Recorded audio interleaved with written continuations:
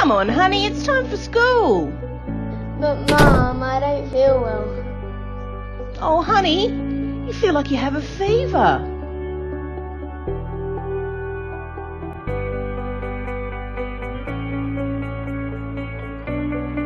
Let me check your pupils. Oh, I know what fever this is. Directly under the post, loom for him at dummy half. On to Marcus Marsh. Gives the ball out to Hasselman. Hasselman's got plenty of room to move to Schmoodle. He goes, the line is over! Good footy, boys. They had the numbers, Aberdeen. They had the score, but Schmoodle in a good dry part of the field showed great strength. And Timmy Bridget, dummy half. Long pass out the back to Jake Watts. Into Topless. Topless has found room to move! He's under the posts! Game lead! 8-6! Great job at Thomas again. A little change in direction again. We talked about it early. A little step off the right, then the left, and straight under the pace. Yeah, just a change of direction and pace. The defence came up hard, Bomber, and gave Hayden Topless. Well, there we go, Benko. That Doona cover. We've got to do something about that. The Roosters, fair income. Hopeless they are. But if you had a St George one on there, the poor kid would have a nightmare in his sleep, mate. So we can't have that. So look, I'm happy to go to the Roosters because there is red and white in it. Yeah, but the Dragons aren't doing too well, mate. They're pathetic. So how do you fix it? Are you going to blame Shane Hayne on that one? If I could, I would. And we'd like to welcome along Josh Day to the Footy Fever on the couch. First attendance, but I'm sure you're going to be here again throughout the year. Of course, there's a few big days coming up, and no, thanks for having us, boys. A lot going on with yourself and the Memorial side, the Memorial Bears. Yeah. So we'll get onto that a little bit later. But Benko, last weekend, how many injuries can happen in a weekend? It was quite incredible, Reggie. I was out there at Denman on Saturday night, and I've never seen anything like it, to be quite honest. The reserve grade game got called off with roughly 12 minutes to go. Matty Duggan was down in the in goal, right under the post, with a suspected neck head injury. Yeah. He's all good now, from what they tell us, which is great news. And then, lo and behold, they were dropping like flies in first grade out there between Denman and Singleton. And first we had young Mark Fogarty. Yeah. He went down with a suspected Achilles. Brendan Chalker with his tooth. Oh yeah, Brendan Chalker. Yeah, he got a tooth knocked out. And then young Foggo went off. I thought he had a broken part of his shin, but it was an Achilles. He was out there by himself for a long period Poor of time, bugger. wasn't he? Seriously, he was wreathing in agony. All he had was an ice pack. Yeah. And then who else was there? There was Daniel Ellis went off just before half time. Bailey Schultz at the end of the match. Schultz at the end of the match, and with 11 minutes on the clock. Yeah. Time off, obviously, and they had no choice but to call it off. And Denman were in front 26-12, and they pulled up stumps at that point in time. So a smart decision, because everyone, the early diagnosis for Schultz was a dislocated hip. Yeah. So that was ugly, and there was, tell me if I do stand corrected, 3 or 4 ambos with the fire brigade there as first responders. But when the ambo came out onto the field at the end of the game, Daniel Ellis was still in that ambulance, so they couldn't fit poor old Schultz in. So Schultz had to wait, I believe, until an ambo came up from Rutherford. Yeah, so they started their shift and they were leaving at 7 o'clock to be up there. I drove past it, I waited out there for a bit and actually rang Bradley Schultz and said, look, just past the ambo coming over the bridge into Denman. So, you know, I'm so grateful that young Bailey, it wasn't a dislocated hip. Oh, yeah. That's a severe injury, but it seems to be something in the groin area. It could be a, what's his name? Ferguson incident. Hit to the Cod. Did you see that interview during the week? No, I didn't. Oh, you have to see it. He was live on TV. He made a statement that his missus come up to him after the game and asked him how. Well, yeah, no, look, and I spoke to Jacob Ellis and messaged Dan during the week. Yeah. He's hoping to be back sooner rather than later, but I said to him, don't rush it, mate. Like, you're so young, you've got a career ahead of you. If you rush it back and do something serious, as we've all seen people do. Look, we'll be going into week 7 after this weekend coming, so we're not even halfway through the season, so there's plenty of time for those lads to get themselves fit again. And but there was 8 people out of that Singleton side there, normal There was a lot of guys out. Denman had some boys out as well. It was a lot of... you and I spoke to Jai Bailey after the game, and what did he say, 14? 14 Is that correct? 14 or 15 on their injury I thought he list. said 9 or 10, and then he went out into a fact that with these boys that were down tonight. Yeah. I thought he said 14 regular first graders out of the side. Jimmy Bradley didn't play, Frank Paul didn't play. And of course Jake Smith done his hammy as well. Yeah, there's another one. Smithy, he was limping badly after the match with a hamstring. And your young fella, his knee, how did that pull up? No, it was actually his foot. He thought he broke his foot, but he was sweet. He was all right. And many long-term injuries across the squads? Oh, at the moment, I think Dan Hoogerworth, there was a question over his pec, but I've received word that he's should be fine, but I don't think there's any season-ending... Oh, Chad Redmond, I believe, is season-ending. I think he's that's the other one. I was trying to think. And then, as Josh said, on the Sunday, Hoogs, well, the early diagnosis, what I got told, was he busted a pec, and that's season injury, ending injury. So you've told me tonight, just before we kicked off tonight, that it wasn't as bad, the diagnosis, which is great news for Daniel. Yeah. Great news. But if you want to, we can. I mean, just staying on that Denman Singleton match. I think Denman were always in control, Reggie, going into that match. But you know, it was a game that both sides desperately wanted to win, and you know, unfortunately, with the time to go in the game, and they pulled up stumps. Denman were very happy that they scored the 2 points. And then on the Sunday, I was texting you. I was up at Scone Park, and I was texting you. And when I text you that all these Aberdeen players were out, it was quite extraordinary. It was incredible that their centres, the whole centre pairing was out. Frenchie and Hamish. Benny Baker didn't play. Steve Hinchin didn't play.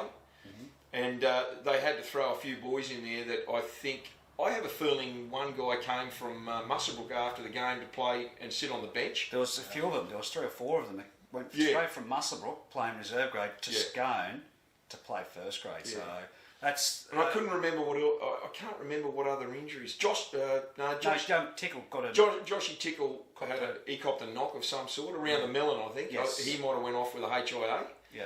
So it was a big weekend for.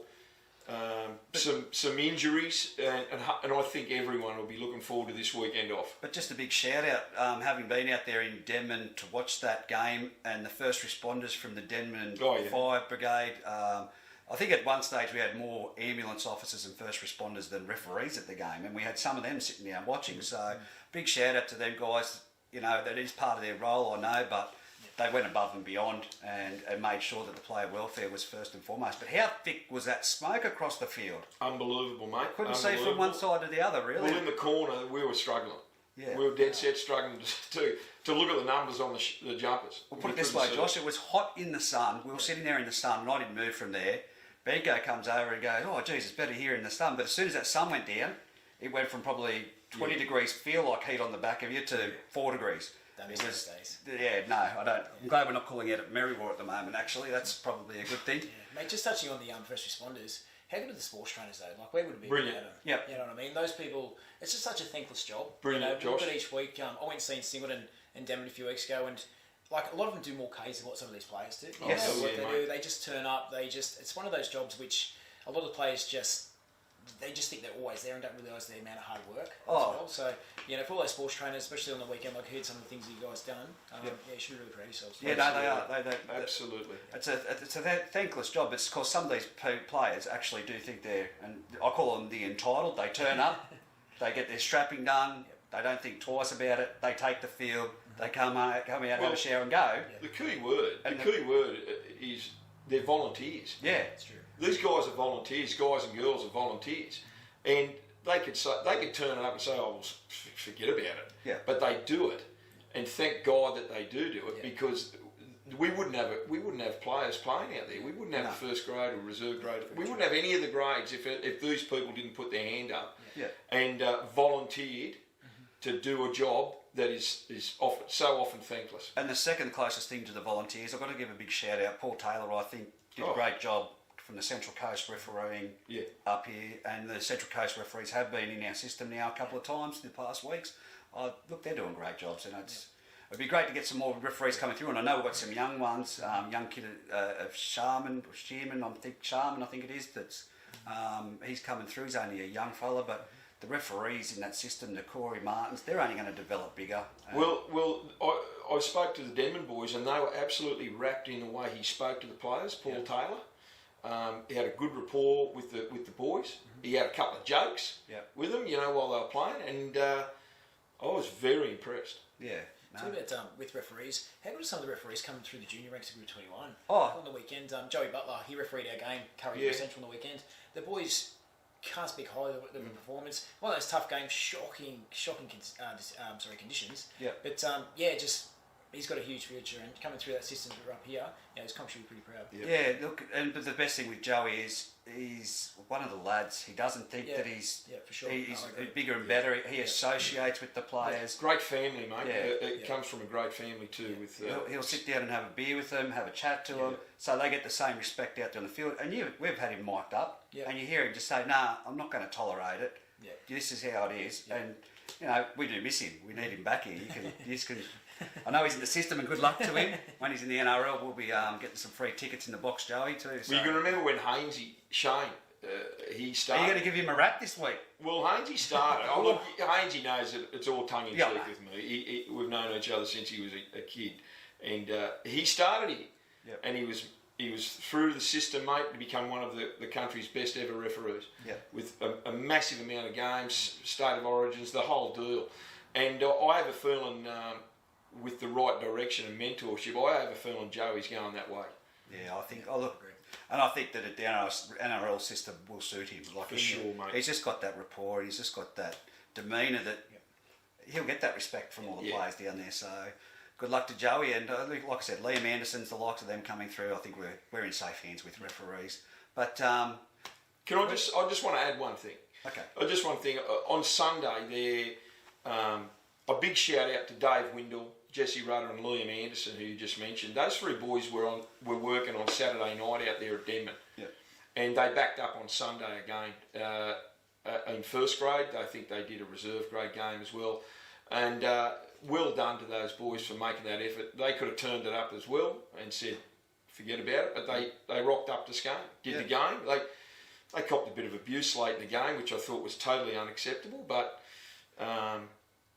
well done to those boys that backed up. I think it's starting to sink in though. Without them, we wouldn't have a game. I mean, back in the 90s and you talk about those days, what's his name? I can't remember back that far. Benko. Which one? The referees back there had a black beard. I can't think, but anyway. Dave Casson was a referee back then. We used to have great referees in the ranks, and then there was that part where we've had in the past 10 years crying out for referees, and I guess we still do need them coming through. But Mira's Bassini's, former players, Glenn Austin's putting their hand up. Well, we miss Mira's big time because he started the season, and I don't know how long he's out with a Achilles. I think that was I thought it was a high heel injury. I'm not sure, but I know that he refereed a Singleton Denman game early in the season. The blokes were wrapped in his performance. And we've had some great feedback on the show too, and I've been speaking to Josh about things, but the talking point has been that we're getting the word out there. People actually think that we're paid to do this, Benko. Can you believe it? We're not. I've been looking in every nook and cranny around this place for a $10 note somewhere. I can't find anything, ladies and gentlemen. I'm not paid to be here. No, well, let's go. We're out of here. No, look, it's all to promote Group 21 and country rugby league as a whole. I know Scott Bone's been following us on the calls that we've been doing, the live calls, and there's been other, there's been some big names pop up on there. Andrew Hughes, big name in rugby league, and he's been a great supporter. He listens into all the matches, so by all means, we aren't paid. We haven't got a Channel 9 budget. It's not like Group 21 funds. The couch that we've got in the studio, it's a $40,000 budget studio, isn't it? Really? Well, not. I'd love. No one knows the secret location. Put it this way, Reggie, I'd love to be paid like some of the Channel 9 boys are paid for 5 minutes of dribble. God knows what they're getting paid. If you added up some of their input, it wouldn't be 5 minutes in a Friday night coverage. So tell me how fair dinkum they are. Hey, talking about with Husey, I played a golf day last week, and he said to me how he always wins prizes and that type of stuff. And I said to him, I didn't realise you were such a good golfer. He said, no, I'm not. I'm just a great cheater. Yeah.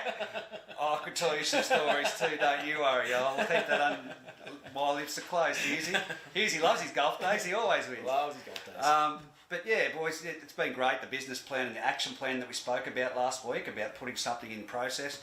Oh, I'm only too happy to help out. And I know Josh has said the same thing, to try and fix things. We've spoken about Greater Brankston and what can be done down there. Yeah. It'd be great to have 6 teams back in that competition next year. I think we will. I think we will. And I did speak to a guy out there on Saturday afternoon at Denman, and he said, look, this is probably a year we have to have in terms of it is what it is. We can't change it now, and I think terms will build up. I think we have to stay positive for it. Yeah, 100%. That's the thing. The least we can do is stay positive, and that's why we're doing what we are doing, and on the couch and commentating the game. So my doctor said I need to keep occupied. Hopefully it builds some interest back into the Group 21. You know? And it could be worse. It could be worse. Look at the young kids. Like, we've got young Mitchell that does the video camera work, and young Ben joined us. He's in year 8 at Muswell High School. Absolutely. Ben Martin. It's been fantastic to have him join us. And like I said, we didn't put the call out. Anyone's welcome to come and join the team. We don't turn anyone away. But Player of the Year, Benko, I'm going to ask you at this stage in the season, who would be in your top 3 across all clubs? Oh my goodness. Well, no doubt Clydesdale, Adam from Scone, the 5'8". I still think Ritter, Daniel might be up there. Yeah. And that's 2. But in a beaten side last week, a 44-point loss to that side, I've got to give a massive, massive rap to Liam Forum. Yeah. I reckon in the last 15 minutes, 20 minutes of that game, he was taking 2 hit-ups as a halfback every set of 6. Mm-hmm. He was outstanding in a beaten side, and he busted his backside in that game. And I must say, I thought Travis Bateman and Tyler Campbell were also very, very good. But in a beaten side, they could have turned it up. Yeah.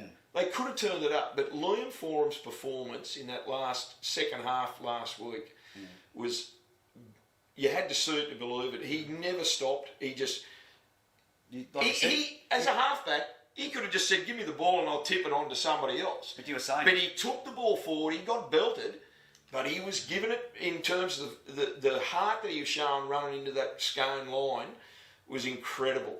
And I think those 3 right now probably stand out. I'd have to agree with you on the Ritter, and I'm not discrediting Liam. I think I have to throw Tommy Johnson in the mix from Singleton. Only the fact that Tommy, he was a bit quiet on Saturday night. Tommy, in all due respect, I thought Will Newenhouse was probably Singleton's best player. He still was very, very dangerous out wide, but I think Liam Forum would have to be close up there. Mate. Yeah, really do. Yeah.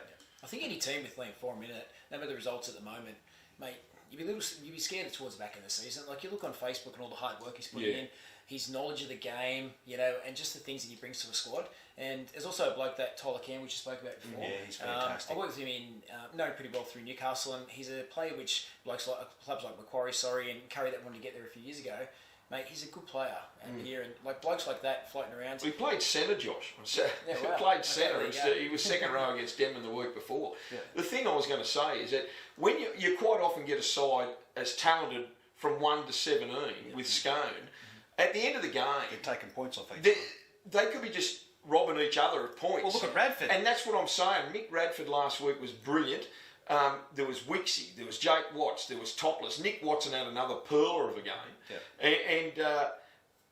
And when you've got that many to pick from, the one guy that'll stand out and say, well, Liam Forum's going to get a point, but it might spread out a little bit better because there's so many players to pick from in Scone. Yeah. Well, the gutsy effort of the year, the award so far, has to go to the Denman Devils under-18s after watching that game out there on the weekend. 12 players played against the undefeated Singleton under-18s, and I don't think that I've seen a more entertaining game of football this year, as in slugging it out and hard work. Yeah. 12 players, the score ended up being, I think it was 30 to 22. They scored right at the end.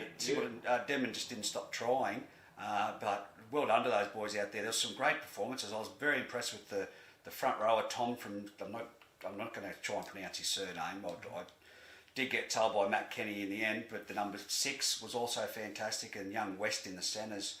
They were great for Singleton, but for Denman, Max Shepherdson, the young kid of McNeil at fullback. Alex McNeil, Chaz Fenton. Yes, absolutely. And the guy who had the headgear, I think his name's Lachlan Walker. Yes. And Josh, they had 12 men. They didn't have any subs. That's the closest any team has got to Singleton this year. Yeah, and that 30 to 22. Pure heart. It was a brilliant Pure game. Heart.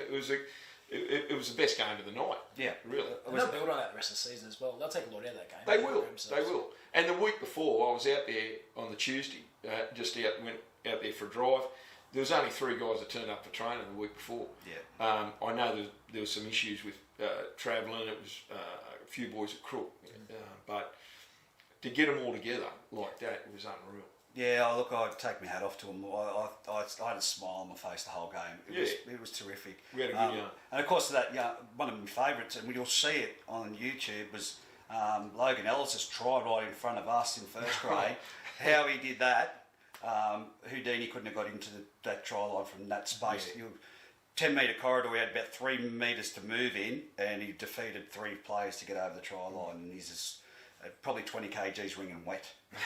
So, that's Daniel. That's Daniel. Logan might be 30. Give or take. Mum, Leonard's put on a few more baked dinners, I think, I don't think they miss out. The Rookie of the Year, of course. That's the one that's going to be hard to pick. It's the first person out of their under-18 season in their first year. Yeah. I'd like to get some qualifications from the clubs as to who's eligible from each club to see how we're going. But there's some great young talent out there, and it'd be great if the clubs can send us some feedback of who you've got available that is eligible in the Rookie of the Year, because to discuss that will be fantastic coming towards the back end of this season. We're only halfway there. But like the long weekend this weekend, the players get a rest. We do have football out at Merriwar. Merriwar take on Denman at 3 p.m. in the Ladies League tag, and in reserve grade at 4 o'clock. That will be a great afternoon. I wouldn't be surprised. Denman numbers-wise have been fluctuating in reserve grade. Whether Gretchen makes a couple of them have a bit of game time out there. Well, that's interesting. I didn't even know there was games on this weekend. Feeding, I'm up to speed. I did not know, but on a long weekend they're playing. What is it, Saturday or Festival Sunday? of Fleeces, they always do it. Yes. What day is it? Saturday. Saturday. Yeah, so they do it. Oh, so that's when the shoot go down Merriwell's Main Street. Red socks on, mate. That's right. I've only missed one of them days since year 2000. I remember, I'll just see, years and years ago when I was doing the Saturday sports show at 2am, there was me and Brian McGrath and Mark Gagler. We were out there in this little humpy in the main drag of Merriwell. We did it too, yeah. And all of a sudden, we knew it was a festival of fleeces, and I didn't know what to expect. I thought some farmer would be coming down with a couple of cattle dogs and half a dozen sheep. Yeah. Mate, seriously, it looked like something out of Lord of the Rings coming. It was just, I'd never seen so many sheep walking along the beach. It's really big. It was unbelievably good. It's really big these days. It's fantastic stuff. It's a great family atmosphere. Brilliant day. But they used to have the old boys game on. I'm not too sure whether that's still happening beforehand. But it was always great entertainment. The crowd always flocks. That's excuse the pun. Yeah, to the football afterwards. Yeah. And like I said, Merriwell really have that cauldron happening out there at the moment. Whereas they're on a roll, they're undefeated. Oh, mate, it's going to be a big crowd. That's why I said I wouldn't be surprised if Gretchen, not for the points wise, but to get a few players extra game, some extra time, has a few players. Well, it's also availability. If they've known this is happening, they wouldn't have, they wouldn't chuff off for the weekend. Yeah. They would make themselves readily available. And you can bet your bottom dollar Merriwell will have a very strong side out there this weekend. It'll be a pearly match. But like I said, we did a footy forum back in the days from out there early in the morning, and just before the Festival of Fleeces, we set up on the library corner there. Yeah. Alex from 2&M Paraffin and Lynchy from and Alex got dressed up in the Merriwell gear. I still got the photo. He had the Merriwell jersey on, a beak as for a hat, and these wings. And it was a bit of a challenge we put to him on the footy forum in the weeks leading up to it. But to his credit, he went down the main street behind Big Dog, flapping his wings. So Yeah, no, it's great. Family atmosphere. If you've got anything on, nothing planned for this weekend. And let me tell you, there's a couple of really good, the bakery and Glen Austin's cafe next door to the bakery. Sensational coffee. And the beers at the RSL club are pretty nice too, and the bottom pub. What's it? I think there's only one pub. You're asking me. Pub. You're asking me the what bottom the pub pub shut is.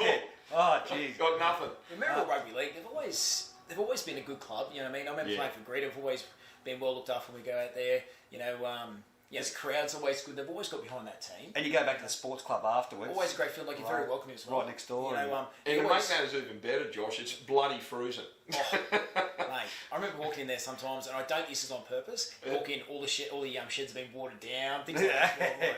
The hot water's turned off in the visitors' change room. Did you just hear that on the State of Origin? The little debate between in the lead up to this week. There was the tactics. Darren Lockyer said often the hot water was turned off. Different things that had happened when New South Wales were having their. New South Wales had their. Remember, they got smashed, absolutely defeated by 50-0 or something. And the next year, the coaches, the captains run on Suncorp during their training. Up on the big screen, popped all the try lights from the year before. So little tactics there. So Merriwell might have the Denman boys. You might have to take a share in a can. Just a bit of a tip there for this weekend, but no, they'll be fine. Are we going to touch on the State of Origin tonight? No, we'll leave that till next week. Well, I'll say Queensland. I think Queensland will win it in the halves. There you go. Yeah. Who's your tip? The series. Yeah, no, I'd say New South Wales. Yeah. I really do believe they've got it in them. So yeah, it's one of those ones. You've got to go to WA now. So that's a joke. On a Sunday. What happened to the winning team from the previous year having an advantage? I mean, fair income. Well, they're trying to expand the competition. I understand the logic behind it, but when it comes to State of Origin, I'd rather see that between the two on the East Coast. If they want to promote it, take a club game over there. That's exactly what I mean. Don't take a State of Origin, leave it to New South Wales, to one Queensland, or vice versa. Whoever won it the year before should always get an advantage. That's what it was always like. I don't even know why Melbourne are getting a game down there. Yeah, look, I'm not going to complain about that. I hope to get down to a Melbourne game, mate. Beautiful down there. I eat my way around Melbourne, don't you worry. Now, before we get on to last week's results, we've got you here, Josh. You're doing a bit with the Memorial Bears side, the Mitch Day. Tell us about the cause and what's heading up. Yeah, so with the Bears, look, when Mitch was sick, we spoke about a few things, the things that we personally want to achieve and he wanted to achieve as well. And we looked at starting a charity, but for us it was more creating awareness about bowel cancer.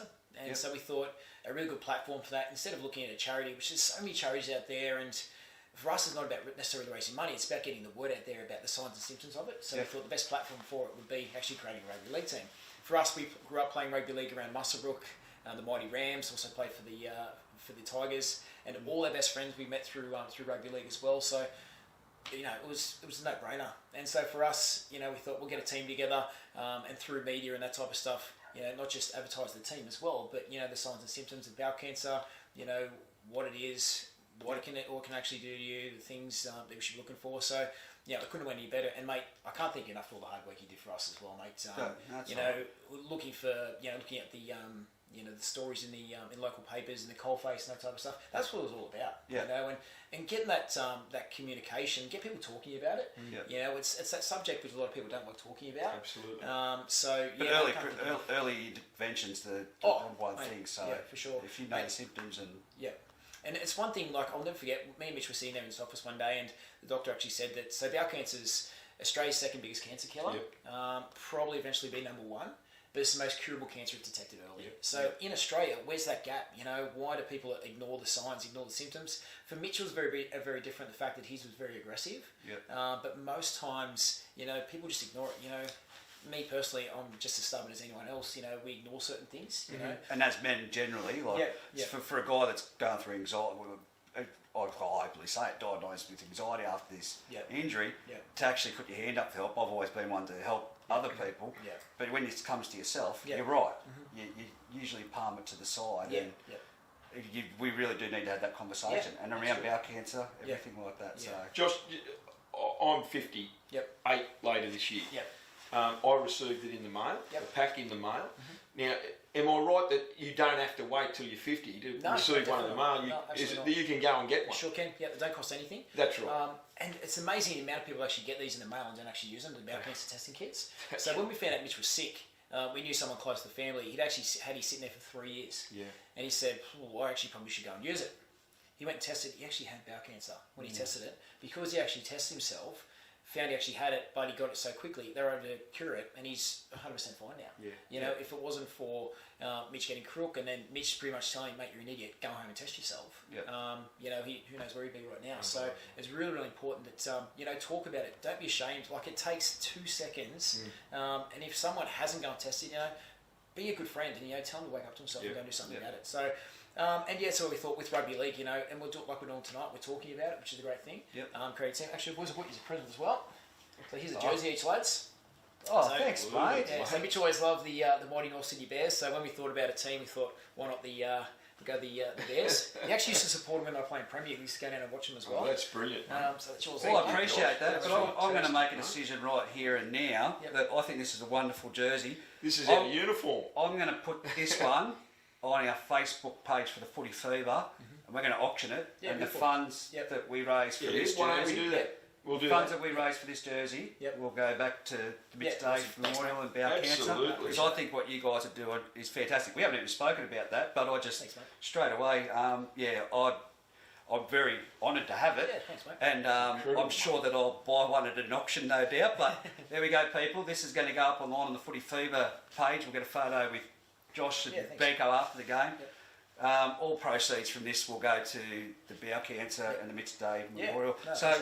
Thank you, mate. I do appreciate it. I'm not palming it off, but I think more awareness and more money we can raise is great. So what's ahead for the Bears? You've got a couple of games coming up. So we've been asked to play a few different tournaments. We played the Curry Nines about 3 months ago now. One of the best days I've ever been involved in. When we got the team together, it was predominantly Group 21 players. We looked at, instead of just getting a team together, what we want to do is we want to get a team of really good blokes, but also great players as well. We thought we can stick to the likes of the Newcastle squads, and we thought what better avenue than come up here and look at Group 21. There's some great players up here who could easily fit in Newcastle comp, in the Queensland Cup and that type of stuff. So, and through Liam Foran, we've got blokes like Benny Baker and Guy Thompson. When I was working at the Knights, there was a great young fellow I met called James Bradley. I don't know how he's learned the systems beyond me. Yeah, but he tell me about fantastic kid, fantastic player. Sent him a message straight away. He said, no worries. And I heard about a kid from Singleton called Will Newinghouse. Yes. And I was like, I had no idea who this kid was. And sure enough, mate, after 2 minutes of meeting the guy, not just a great player, but also a great fellow as well. Well, I just want to add, you and I spoke about it off before we started today, and my young Brady played it, Stubbs played in that day, and I was down there and I was absolutely overwhelmed with how brilliant it was that day. And also I went to when you guys were defeated in the semi-final. I went down the back then. I was there for that little presentation with the Bears, and it was quite emotional that day, and the conversation piece. And I thought that was one of the best things I've seen in terms of how the boys, they all come from different teams, and they bonded so well. And it was the environment that they were in, and what the whole day in terms of the Bears, what it stood for. It brought them together, and Stubbs couldn't speak highly enough of what he was involved in. He couldn't speak highly enough of because the night before you had a do, and I know that he was absolutely over the moon with what he did on that day. When Josh hit me up about some players and that, there were so many names. Webby Saunders, one of my good mates. Yeah, for sure. That they all just sort of came to mind of who's actually, not only is a good rugby league player, but who's that way inclined. And Webby, of course, Mitch and your family. Mitch was a big fan of Webby, and I take my hat off to everyone that was involved in that day. What about throwing one out there? How about at the end of the season, we get the Footy Fever selects a side for where there's a Will Foundation, and we get where there's a Will Foundation, Group 21's partnership, and the Bears Memorial. Let's get a charity match happening, mate. I've come up with ideas for my brother, and So where we're going to go to, and yeah, we'll play some 9 tournaments and that. I'd love to get a girls team, whether it's a ladies league tag, whatever. Something with, like more of a rep team for these local guys to make. But I'm a massive fan of where there's a will. I think what they're doing is it's absolutely priceless. Those guys should be so proud of themselves for the things they're doing up here, which is fantastic. Well, I'm only throwing it out there. The Carrigans will probably go, yes, that's a fantastic idea, but I think to have two sides like that in an exhibition match, we'll get some people behind it, get some big names up here to host. And, you might even have Benko on the microphone. mate, in all seriousness, that would be brilliant. Let's do it. Yeah, and you're looking at two of the biggest issues in Australia, the biggest, what's call them issues, cancer and mental health. They're things which we don't really talk about that much. If we combine those together, we go around schools leading into the week. A few of my friends who, play NRL and play in the systems, I've actually mentioned to them, would they be interested in coming over to run? And they said they would. So maybe prices, and also, what's going to help? It's going to help Group 21 as well. Yeah. Playing out of Muswellbrook and going back, and Group 21 at the moment, we're at a stage where everyone needs to be working together to build it back up, through things like this. The business plan, like the action plan, and show what works for you, what could work, and I think so. Yeah. Totally agree. Yeah. So to answer your question before, mate, about where we're going to be headed, so hopefully a game, something like that. I'm playing in a 9s tournament or something, but this team's going to be around for a very long time. It's going to be around a lot longer than I'll ever be here, and hopefully doing some really good things over the next few years. And we're only too happy to support where we can.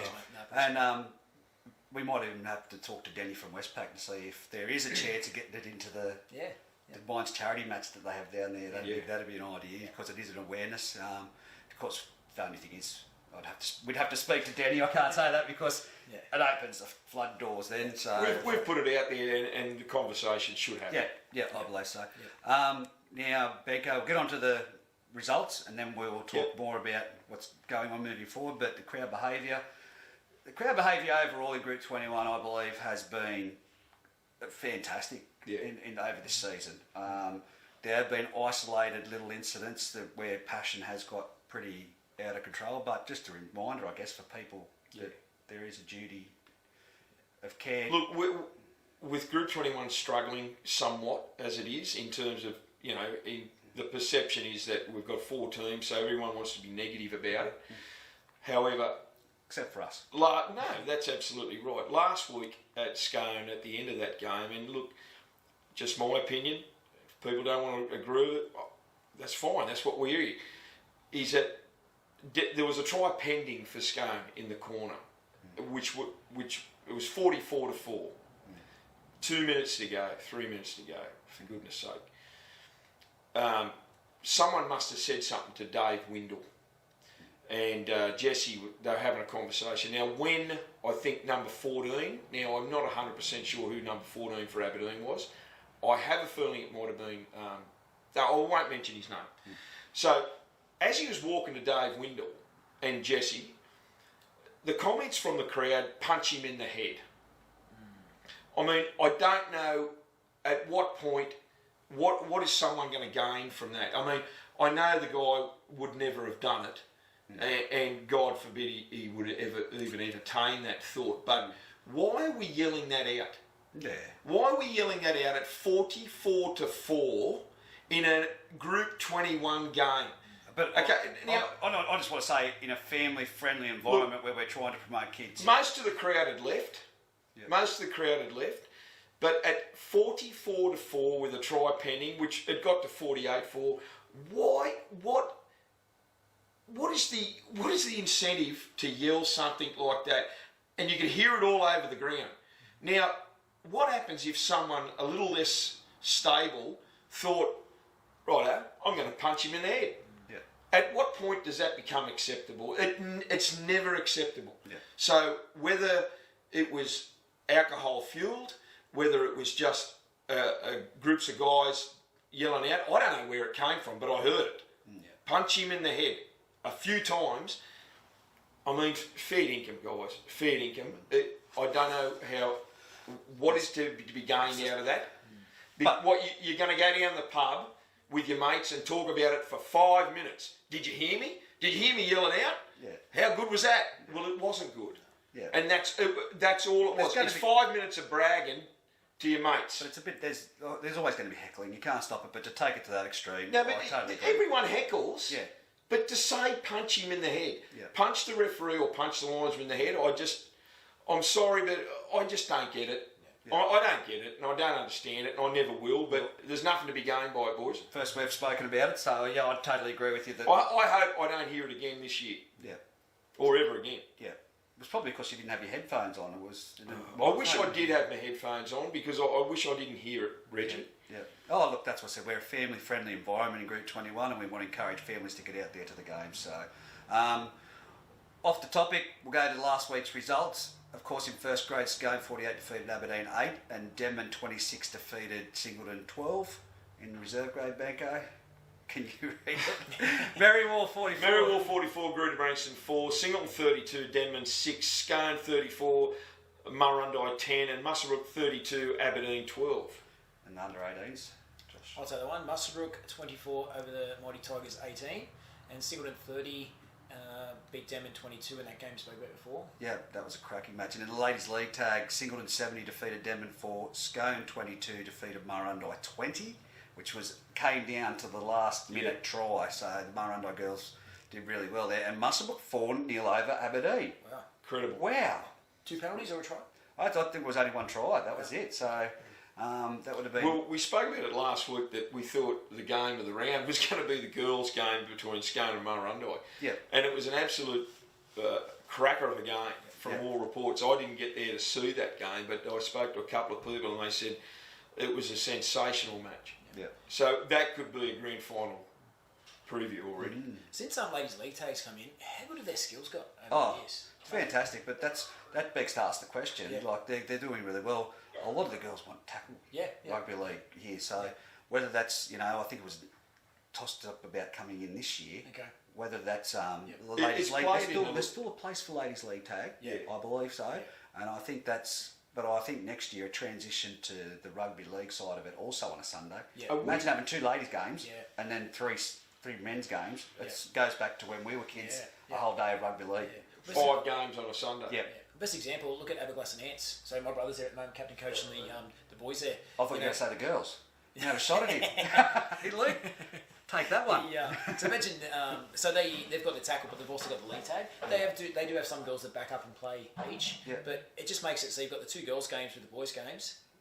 It's a great afternoon. Yeah, it's fantastic. And the girls have got the skills. Like some of the things I've seen, like especially the kicking game of some of those girls in the game at the moment. Yeah, some of these boys are looking over their shoulder. Yeah. It's been impressive. Oh no, and all you have to do is watch League 4 to get a lesson in kicking, I'll tell you that right now.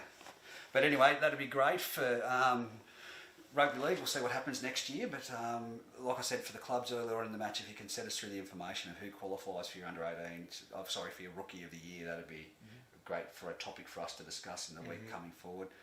Josh, thanks for your time for travelling up, mate, to ANZ Stadium. Anyway, thank you for your time and welcome any time to come along and chat. We'll get these up on Facebook and we'll see how we go and hopefully please get behind it. It's going to a great cause. So, Benko, we've got the weekend off. What are you doing? Merrywall. I'm going to Merrywall. Well, I'm going to go down and watch the Swans play West Coast. All right, nice. I don't mind the odd AFL game. Well, I was about to say, do they play at ANZ Stadium? SCG, mate. So that'll be a cracker. Yeah, so what about yourself? Mate, actually, Newcastle Rugby League's playing this weekend. So I do a bit of work for Curry this weekend. A few of the boys didn't even realise till a few weeks ago. Yeah. So yeah, it's on. So we. Are you going to stay on your feet, taking the kicking tee out? Do you know, that was the only one. That was the only one caught on camera. There was one I dead set thought I broke my neck. Oh really? Goodness. The water was. I've never seen water like when I'm going footy. So, but what about the reaction from your kicker, Jaron? Yeah. Just stone cold, no support, nothing.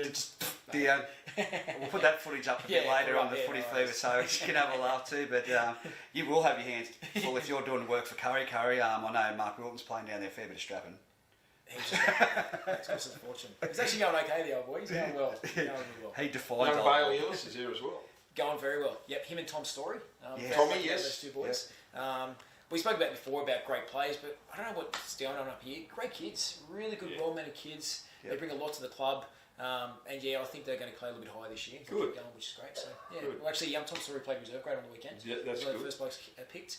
Bailey Ellis is knocking on the door for a few high grade as well. So very good. Great stuff. Rightio. Well, thanks very much once again, guys, for your time. Like I said, if you've got any information or you want to come on the show, be part of the team, by all means send us through an email. But that's it for us this week. So guys, enjoy your weekend. And you too, Reggie. Thanks, Josh. Thanks, guys. Thanks, Josh. See you next week. Thank you.